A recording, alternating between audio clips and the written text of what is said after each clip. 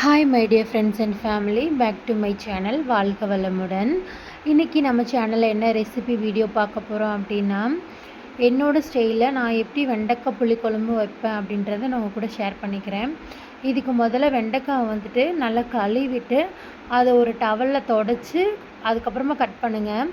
ஏன்னா நீங்கள் கட் பண்ணிட்டு கழுவுனீங்கன்னா வளவலன்னு இருக்கும். இந்த டிப்ஸ் எல்லாருக்குமே தெரியும், இருந்தாலும் நான் ஒருக்கா சொல்லிக்கிறேன். அந்த மாதிரி அதை கட் பண்ணி எடுத்து வச்சுக்கோங்க. இதுக்கு தேவையான பொருள் வந்துட்டு நான் 2 பல்லாரி வெங்காயம், கொஞ்சம் சின்ன வெங்காயம், ஒரு 4-5 பூண்டு, இது எல்லாமே பொடிசாக கட் பண்ணி எடுத்து வச்சுக்கிட்டேன். அப்புறம் கட் பண்ண வெண்டைக்காய், ஒரு எலுமிச்சை சைஸ் வந்து புளியை வந்து ஊற வச்சுக்கிட்டேன். ஒரு 4 தக்காளி பழத்தை வந்து நான் மிக்சியில் வந்து அடித்து எடுத்துக்கிட்டேன். இப்போ வந்து நம்ம கட் பண்ணி வச்சுருக்க அந்த வெண்டைக்காவை கொஞ்சம் எண்ணெய் ஊற்றி நல்லா சுருள வதக்குங்க. ஏன் வெண்டைக்காய் வந்து நம்ம எண்ணெயில் வதக்குறோம் அப்படின்னா, அப்போ தான் வந்துட்டு கொஞ்சம் வளவலன்னு இல்லாமல் இருக்கும். ஏன்னா வெண்டைக்காயோட தன்மையே வளவலன்னு தான் இருக்கும்.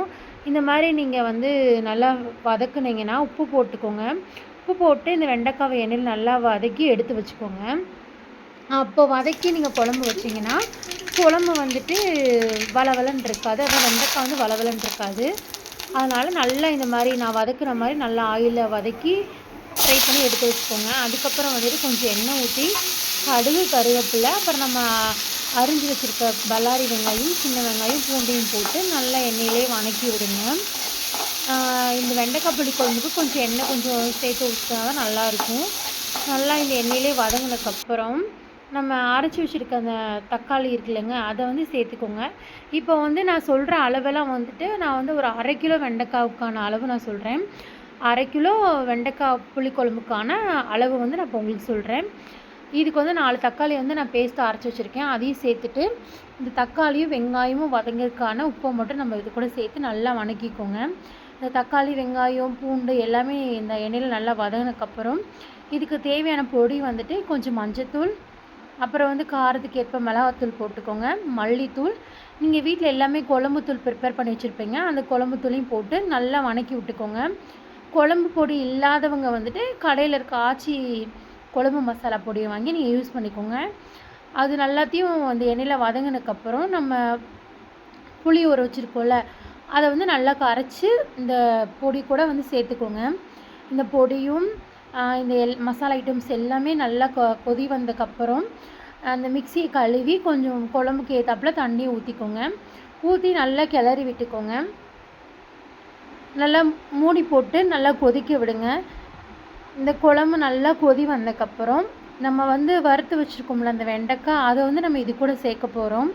நல்லா மூடி போட்டு நல்லா கொதி வந்ததுக்கப்புறம் நம்ம வறுத்து வச்சுருக்க வெண்டைக்காவை இந்த குழம்பு கூட வந்து நீங்கள் ஆட் பண்ணிக்கோங்க. ஆட் பண்ணிட்டு நல்லா கிண்டி விடுங்க. இப்போ நம்ம ஆட் பண்ணியிருக்க அந்த வெண்டைக்காய் வந்துட்டு நம்ம போட்டிருக்க மசால் கூடையும் நம்ம ஊற்றிருக்க புளித்தண்ணி கூடையும் நல்லா வேகணும். வெந்தால் தான் வந்துட்டு டேஸ்ட்டு சூப்பராக இருக்கும். ஸோ சிம்மில் வச்சுக்கோங்க. சிம்மில் வச்சுட்டு உங்களுக்கு தேங்காய் அரைச்சி ஊற்ற பிடிக்கலைன்னா நீங்கள் இதிலே வந்துட்டு எண்ணெய் பிரிஞ்சு வந்ததுக்கப்புறம் அந்த குழம்பு இறக்கிக்கலாம். ஆனால் இந்த குழம்புக்கு தேங்காய் அரைச்சி ஊற்றுனீங்கன்னா டேஸ்ட் இன்னும் சூப்பராக இருக்கும். அதனால் நான் 2 சில் தேங்காவை வந்துட்டு நல்லா பேஸ்ட்டாக அரைச்சி இந்த குழம்பு கூட சேர்த்துக்கிறேன். உங்களுக்கு தேங்காய் அரைச்சி ஊற்ற விருப்பம் இல்லை அப்படின்னா நீங்கள் அந்த வெண்டைக்காய் போட்டு மேலே எண்ணெய் பிரிஞ்சு வந்த உடனேமே நீங்கள் இந்த குழம்பு இறக்கிக்கலாம். ஆனால் நான் இப்போ தேங்காய் அரைச்சி ஊற்றிருக்கேன். தேங்காய் அரைச்சி ஊற்றினீங்கன்னா குழம்பு சூப்பராக இருக்கும். நான் வந்து தேங்காய் அரைச்சி ஊற்றிட்டு இந்த குழம்புக்கு ஏற்றாப்புல தண்ணி ஊற்றிட்டு பெருங்காயம் சேர்த்துக்கோங்க. பெருங்காயம் நல்லா கொதி வரவும் சேர்த்துட்டு மூடி போட்டு மூடி வச்சுருங்க. சிம்லேயே இந்த வெண்டைக்காய் வந்துட்டு அந்த குழம்பு மசாலே வேகட்டும். கொஞ்ச நேரம் கழித்து நீங்கள் ஓப்பன் பண்ணி பார்த்தீங்கன்னா இந்த மாதிரி மேலாக எண்ணெய் பிரிஞ்சு வந்திருக்கும். நீங்கள் சிம்மில் வச்சாதான் குழம்புல வந்து எண்ணெய் மேலாக பிரிஞ்சு வந்திருக்கும். ஸோ நல்லா வெந்துருச்சு, வெண்டைக்காவும் வெந்துருச்சு, எண்ணெயும் பிரிஞ்சு வந்துருச்சு. இந்த ஸ்டேஜில் உப்பு உரப்புலாம் பார்த்துக்கோங்க.